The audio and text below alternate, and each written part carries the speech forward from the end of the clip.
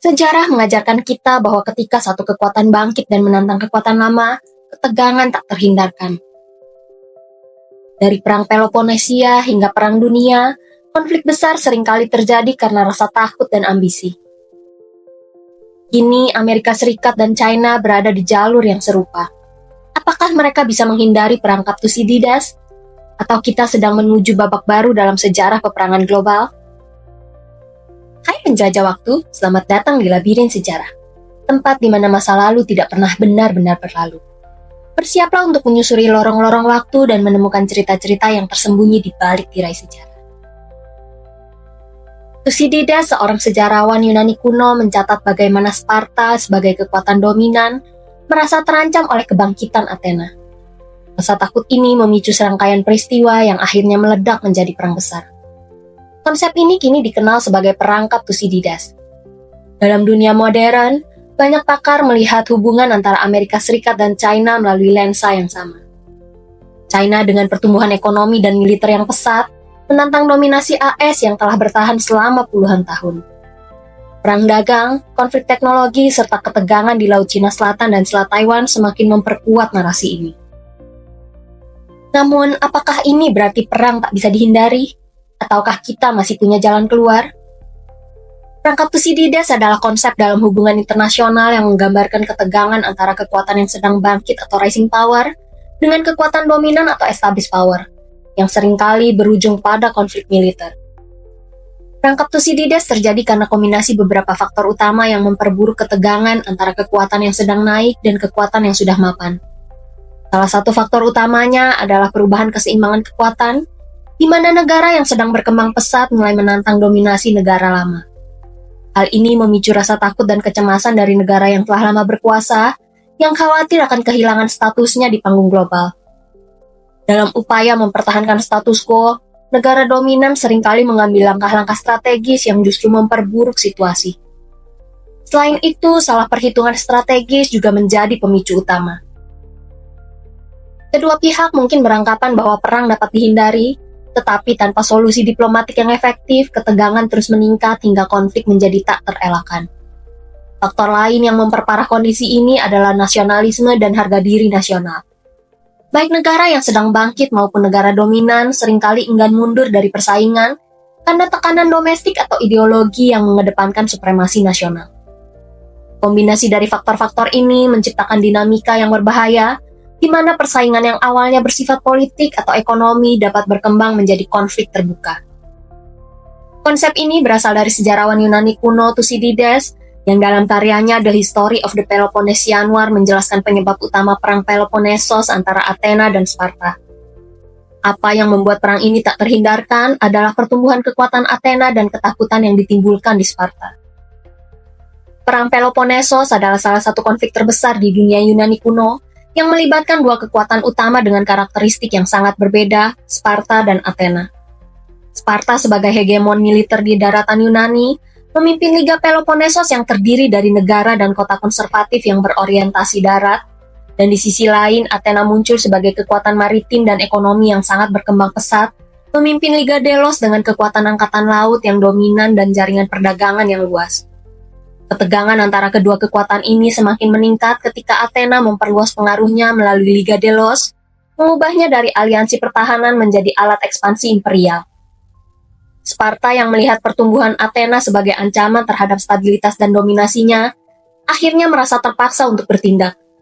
Inilah yang dikenal sebagai perangkap Thucydides, di mana ketakutan Sparta terhadap kebangkitan Athena membuat perang menjadi hampir tak terhindarkan.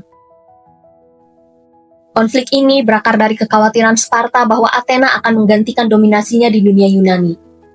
Selama dekade sebelum perang, Athena memperluas kendali atas Liga Delos, mengubahnya menjadi kerajaan maritim yang kuat. Mereka juga mulai ikut campur dalam urusan negara-negara dan kota lain, seperti mendukung Corcyra dalam perselisihan antara Korintos sekutu Sparta. Sparta dan sekutunya melihat tindakan ini sebagai ancaman langsung, dan pada akhirnya di bawah tekanan dari sekutunya, terutama Korintos, Sparta mendeklarasikan perang terhadap Athena pada tahun 431 sebelum Masehi. Perang ini berlangsung dalam 3 fase utama. Fase pertama dikenal sebagai Perang Archidamian, ditandai dengan serangan darat Sparta yang berulang kali menghancurkan wilayah Attika, sementara Athena bertahan di balik tembok kota mereka dan menggunakan armada lautnya untuk menyerang wilayah pesisir musuh.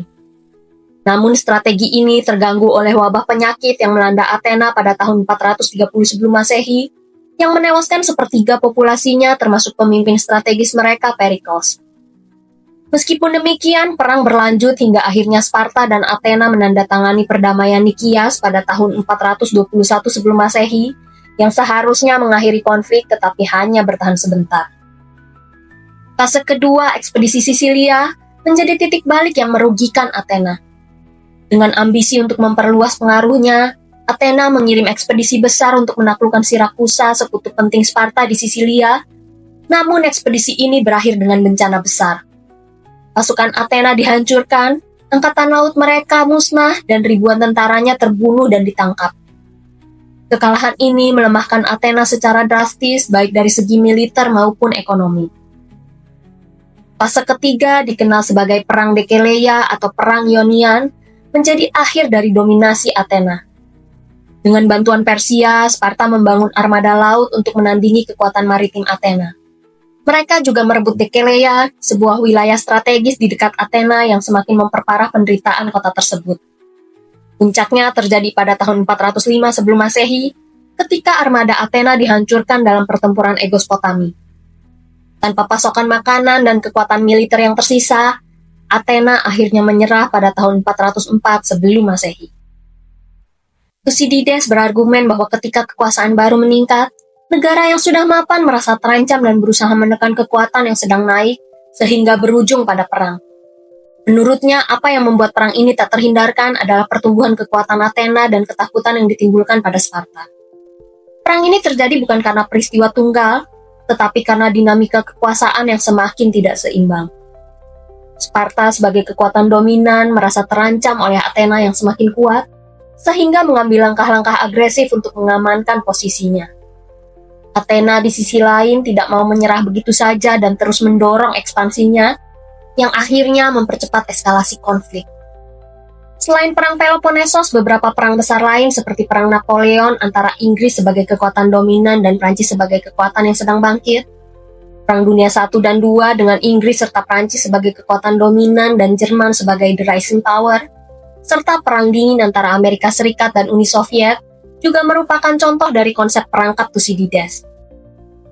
Konsep ini diperkenalkan kembali dalam studi modern oleh Graham Allison, seorang ilmuwan politik dari Harvard dalam bukunya Destined for War, Can America and China Escape Thucydides Trap. Allison menganalisis bahwa dari 16 kasus dalam sejarah ketika kekuatan baru menantang kekuatan lama, 12 diantaranya berakhir dengan perang. Saat ini, banyak analis melihat ketegangan antara Amerika Serikat, kekuatan dominan dunia, dan China, kekuatan yang sedang naik sebagai contoh baru dari perangkap Thucydides.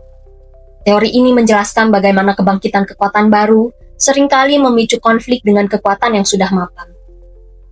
Setelah runtuhnya Uni Soviet pada tahun 1991 dan berakhirnya Perang Dingin, menjadikan Amerika Serikat sebagai satu-satunya negara adidaya di dunia.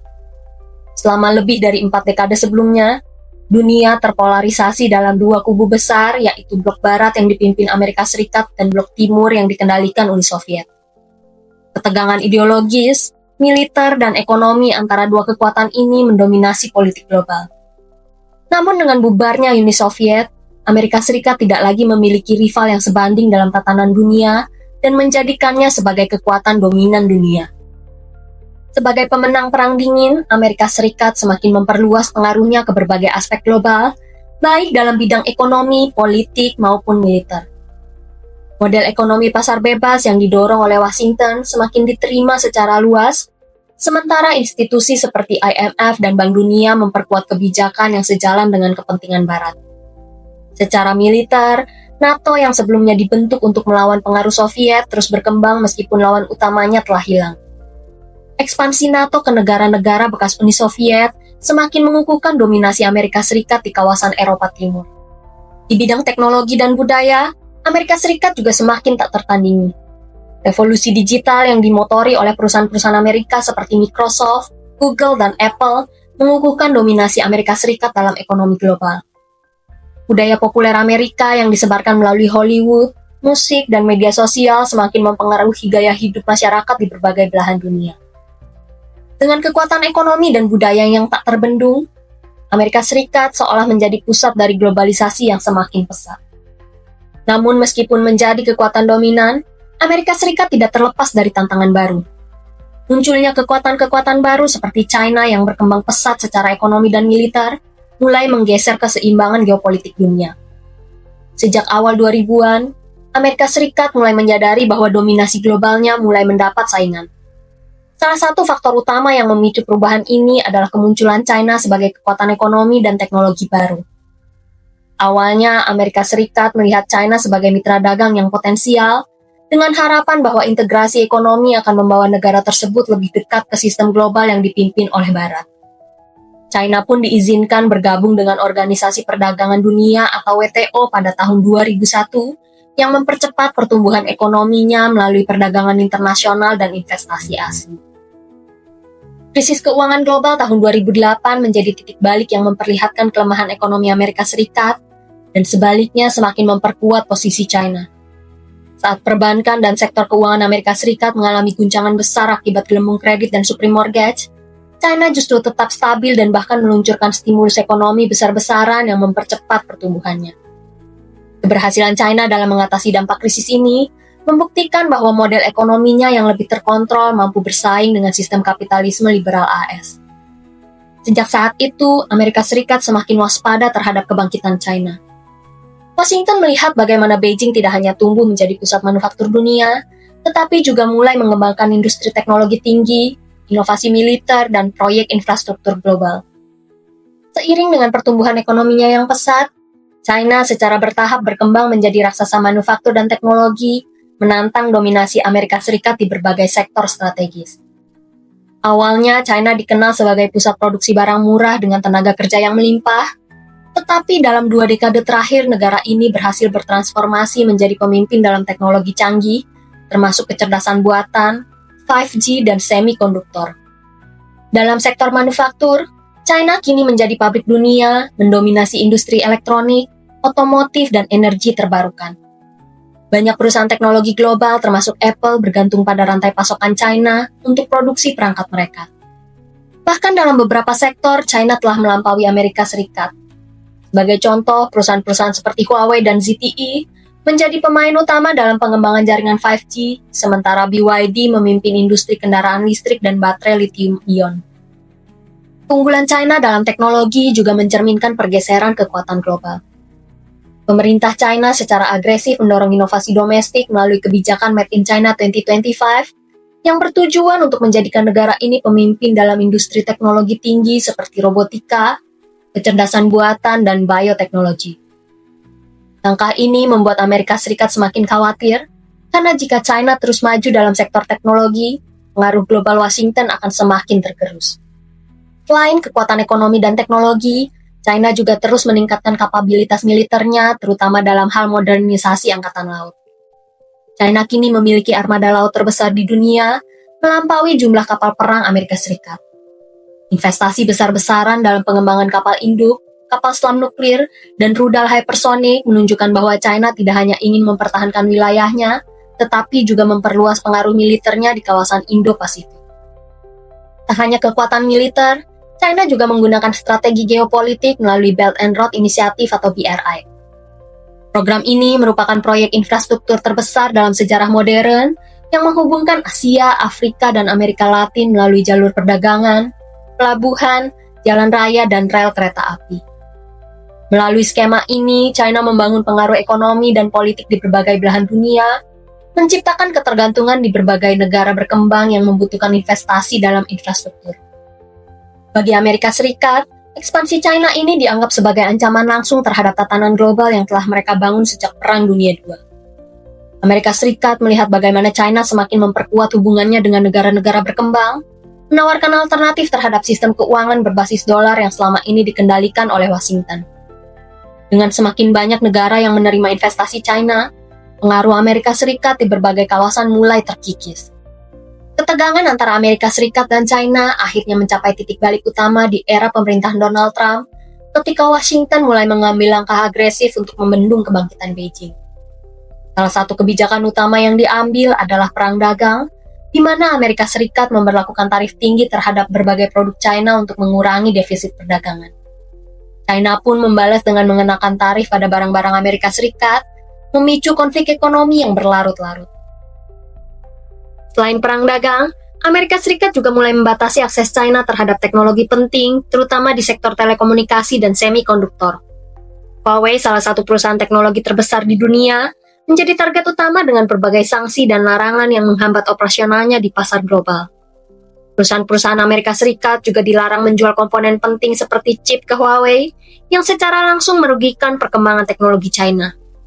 Selain Huawei, aplikasi populer seperti TikTok juga menghadapi tekanan besar di Amerika Serikat dengan alasan keamanan nasional. Meskipun Amerika Serikat dan China belum terlibat dalam konflik berskala besar, ada beberapa titik panas geopolitik yang berpotensi memicu perang baik secara langsung maupun tidak langsung. Ketegangan yang terus meningkat di wilayah-wilayah strategis serta perlombaan teknologi dan militer semakin memperburuk hubungan antara kedua negara. Taiwan adalah titik panas paling berbahaya dalam rivalitas Amerika Serikat dan China. Sejak berakhirnya Perang Saudara China pada tahun 1949, Taiwan telah beroperasi sebagai negara dengan pemerintahan sendiri, tetapi Beijing mengklaimnya sebagai bagian dari wilayahnya. Presiden China Xi Jinping secara terbuka menyatakan bahwa persatuan kembali Taiwan dengan Cina adalah misi sejarah yang akan dilakukan dengan damai atau paksa jika diperlukan. Amerika Serikat di sisi lain memiliki kebijakan yang ambigu terhadap Taiwan. Secara resmi, Washington mengakui satu China, tetapi tetap memberikan dukungan militer dan diplomatik kepada Taiwan. Amerika Serikat juga menjual senjata canggih ke Taipei dan secara berkala mengirim kapal perang melalui Selat Taiwan sebagai unjuk kekuatan.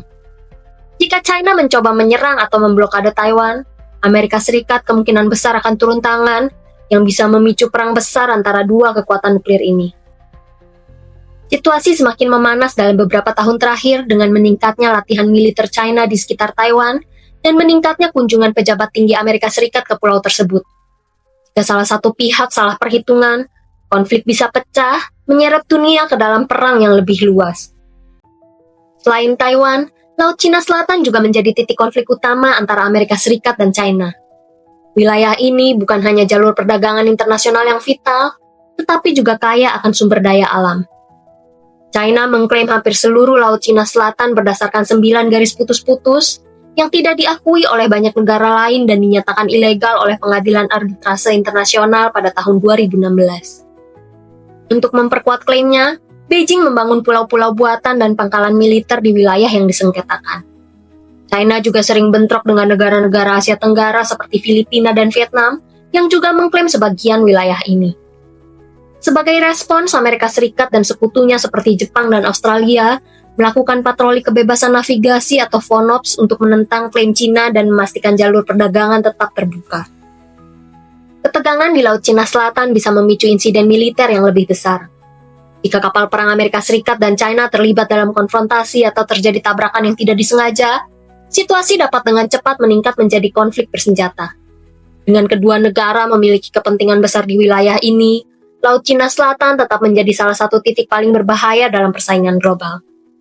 Selain konflik teritorial, perlombaan teknologi dan militer menjadi dimensi baru dalam rivalitas Amerika Serikat dan China. Keduanya berlomba-lomba untuk mendominasi kecerdasan buatan atau AI, semikonduktor, dan senjata canggih yang akan menentukan kekuatan global di masa depan. Perang teknologi paling nyata terlihat dalam persaingan semikonduktor. Amerika Serikat telah memberlakukan pembatasan ketat terhadap ekspor chip dan peralatan manufaktur semikonduktor ke China dengan tujuan menghambat kemajuan teknologi Beijing. Perusahaan seperti Huawei dan SMIC, produsen chip terbesar China, terkena dampak langsung dari larangan ini, memaksa China untuk mempercepat pengembangan teknologinya sendiri. Selain itu, perlombaan dalam pengembangan kecerdasan buatan dan komputasi kuantum juga semakin memperdalam kesenjangan antara kedua negara. AI bukan hanya penting untuk ekonomi, tetapi juga memiliki implikasi militer yang besar, seperti dalam pengembangan drone otonom, sistem persenjataan otomatis, dan perang cyber. Di bidang militer, senjata hypersonic menjadi salah satu aspek paling mengkhawatirkan. China telah menguji dan mengembangkan rudal hypersonic yang mampu menghindari sistem pertahanan Amerika Serikat, menciptakan ketidakseimbangan dalam strategi pertahanan global. Sementara itu, Amerika Serikat juga mempercepat penelitian dan pengembangan sistem pertahanan serta serangan berbasis AI. Dengan semakin tajamnya perlombaan teknologi dan militer ini, kedua negara semakin sulit menemukan titik temu, dan dunia pun menghadapi kemungkinan perang dalam bentuk baru, bukan hanya di medan perang fisik, tetapi juga di dunia digital dan ekonomi. Meningkatnya ketegangan di Taiwan, Laut China Selatan, serta perlombaan teknologi dan militer, dunia semakin mendekati skenario perangkap Thucydides, di mana ketakutan dan kesalahpahaman bisa memicu perang besar. Tegangan yang terus meningkat antara Amerika Serikat dan China membawa dunia pada pertanyaan besar. Apakah perang dapat dihindari? Ataukah kita sedang menuju konflik yang tak terelakkan? Dalam sejarah, banyak kekuatan besar yang akhirnya terjerumus dalam perang, meskipun pada awalnya berusaha menghindarinya. Namun, bukan berarti nasib dunia sudah ditentukan. Masih ada dua skenario utama yang dapat terjadi, yaitu skenario optimis dan skenario pesimis. Dalam skenario optimis, dunia masih memiliki peluang untuk mengelola rivalitas Amerika Serikat dan China melalui diplomasi, kerjasama ekonomi, dan ketergantungan global. Meskipun ada ketegangan, baik Washington maupun Beijing memiliki kepentingan besar untuk mempertahankan stabilitas ekonomi dan politik dunia. Salah satu faktor utama yang bisa mencegah perang adalah ketergantungan ekonomi. Amerika Serikat dan China memiliki hubungan dagang yang sangat erat dengan nilai perdagangan tahunan mencapai ratusan miliar dolar. Banyak perusahaan multinasional di kedua negara yang sangat bergantung satu sama lain dalam rantai pasokan global. Konflik militer berskala besar tidak hanya akan menghancurkan ekonomi kedua negara, tetapi juga akan mengguncang perekonomian dunia. Selain itu, ada kesadaran global akan bahaya perang nuklir yang bisa menimbulkan kehancuran total bagi umat manusia. Dengan kekuatan militer yang dimiliki Amerika Serikat dan China, perang terbuka akan sangat merugikan kedua belah pihak. Oleh karena itu, diplomasi dan negosiasi tetap menjadi pilihan terbaik bagi para pemimpin dunia. Dialog bilateral, perjanjian perdagangan, dan mekanisme pengelolaan konflik dapat digunakan untuk menekan eskalasi yang tidak terkendali. Upaya seperti pertemuan antara Presiden Amerika Serikat dan Presiden China, kerjasama dalam isu-isu global seperti perubahan iklim dan keamanan cyber, serta pembentukan forum internasional yang melibatkan berbagai negara dapat menjadi solusi untuk menghindari konfrontasi langsung. Jika rivalitas ini dapat dikelola dengan baik, dunia bisa memasuki era baru di mana dua kekuatan besar hidup berdampingan tanpa harus berperang. Namun, ada juga skenario pesimistis di mana konflik kecil yang tampaknya tidak signifikan dapat menyulut perang besar, seperti yang terjadi pada tahun 1914 ketika pembunuhan Franz Ferdinand memicu Perang Dunia I. Dalam konteks hubungan Amerika Serikat dan China, terdapat beberapa potensi pemicu perang yang perlu diwaspadai. Salah satunya adalah Taiwan, di mana jika Beijing memutuskan untuk menyerang atau memblokade wilayah tersebut, Amerika Serikat merasa perlu untuk campur tangan yang pada akhirnya dapat memicu perang besar di Asia. Selain itu, ketegangan di Laut Cina Selatan juga menjadi faktor resiko, di mana insiden militer antara kapal perang kedua negara dapat berkembang menjadi eskalasi yang tak terkendali. Perang teknologi pun menjadi ancaman lain, terutama jika Amerika Serikat semakin membatasi akses China terhadap semikonduktor dan teknologi canggih, yang dapat mendorong Beijing untuk merespon dengan langkah-langkah agresif. Lebih jauh, provokasi yang tidak disengaja seperti manuver militer atau insiden kecil yang disalahartikan berpotensi mempercepat eskalasi konflik. Jika salah satu dari skenario ini terjadi, baik Amerika Serikat maupun China mungkin merasa terpaksa merespons dengan tindakan militer yang pada akhirnya dapat menyeret dunia ke dalam konflik global. Sejarah telah menunjukkan bahwa banyak perang besar tidak selalu dimulai dengan keputusan yang direncanakan dengan matang, melainkan akibat serangkaian kesalahpahaman, provokasi, dan reaksi berantai yang sulit dihentikan. Di tengah persaingan antara Amerika Serikat dan China, kekuatan lain memainkan peranan penting dalam menentukan masa depan geopolitik dunia. Uni Eropa, Rusia, dan negara-negara berkembang seperti India, Brasil, serta Indonesia memiliki potensi sebagai penyeimbang dalam rivalitas ini. Uni Eropa misalnya menghadapi dilema besar dalam menentukan posisinya. Sebagai sekutu utama Amerika Serikat, mereka memiliki kepentingan strategis dalam mempertahankan aliansi transatlantik. Namun di sisi lain, Hubungan ekonomi yang erat dengan China membuat Eropa harus berhati-hati dalam mengambil sikap. Mereka mungkin berupaya memediasi ketegangan, tetapi jika konflik terbuka terjadi, Uni Eropa bisa terjebak dalam ketidakpastian strategis yang sulit dihindari. Sementara itu, Rusia yang memiliki sejarah panjang dalam persaingan dengan Amerika Serikat telah memperkuat hubungannya dengan China, terutama dalam kerjasama militer dan energi. Jika konflik antara Amerika Serikat dan China benar-benar meletus, ada kemungkinan besar Rusia akan berpihak pada Beijing, sehingga semakin memperumit dinamika geopolitik global. Hubungan yang semakin erat antara Moskow dan Beijing dapat menciptakan blok kekuatan baru yang menantang dominasi Barat, mempercepat fragmentasi geopolitik dunia ke dalam kubu-kubu yang saling berlawanan. Di sisi lain, negara-negara berkembang yang tergabung dalam BRICS seperti India, Brasil, dan Afrika Selatan memiliki kepentingan besar dalam menjaga keseimbangan kekuatan global. Mereka tidak ingin terseret dalam konflik besar yang dapat menghambat pertumbuhan ekonomi serta stabilitas domestik mereka.